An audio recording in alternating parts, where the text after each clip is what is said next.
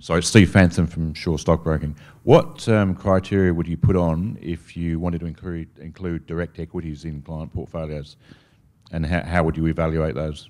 That's a great question.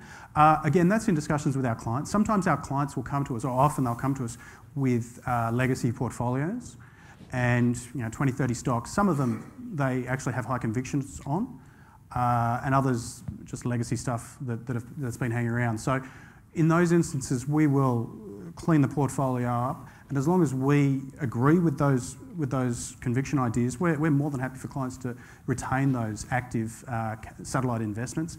Other clients will say to us, look, I understand this the passive investing, but I want some direct equities in my portfolio.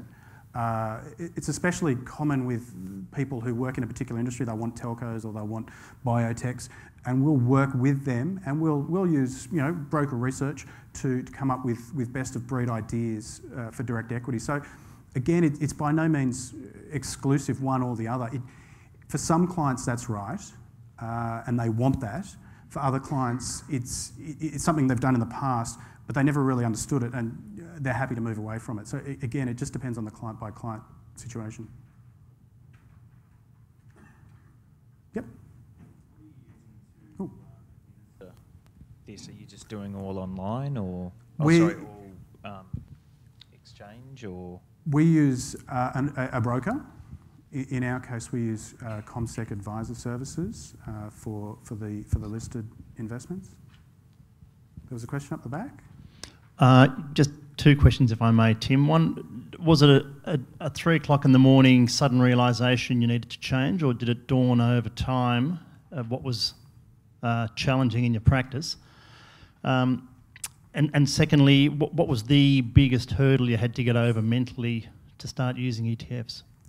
Two great questions. So the first question, was it an overnight sort of road to Damascus conversion? No, it wasn't. We used the traditional model for quite a while. Where we struggled was picking those fund managers on an ongoing basis. Whichever were the best performing this year invariably ended up being not amongst the best performing the year after.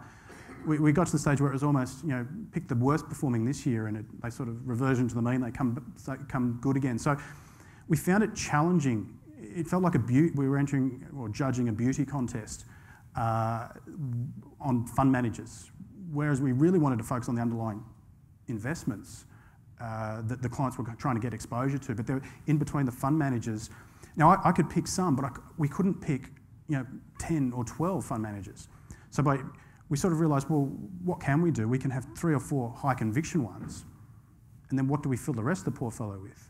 And so that became a natural fit in that situation with regards to, I suppose, how we got that journey. Also, when we made the change from percentage-based fees to fixed fees, it enables us to. Before then, we only got paid if they were on the platform. Because that's how the fee system worked. And I suppose once we made that shift, then it opened our eyes, well, what other products are out there? What can we use? We can use anything because it doesn't impact our remuneration. We've already agreed that with the client. What was the second part again? Sorry for the question.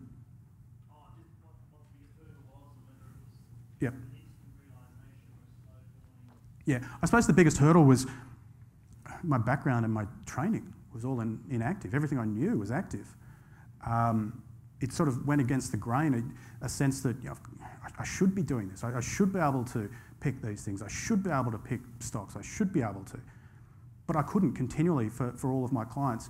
I had a couple of high conviction ideas which were good, but I couldn't do it across 12, 15, 30 high conviction ideas. So that was the struggle in that letting go and acknowledging that I can't make these choices for a chunk of these. So let's take the elegantly simple passive core to fill that portion of the portfolio, and let me spend my time on the high conviction ideas that I truly believed in.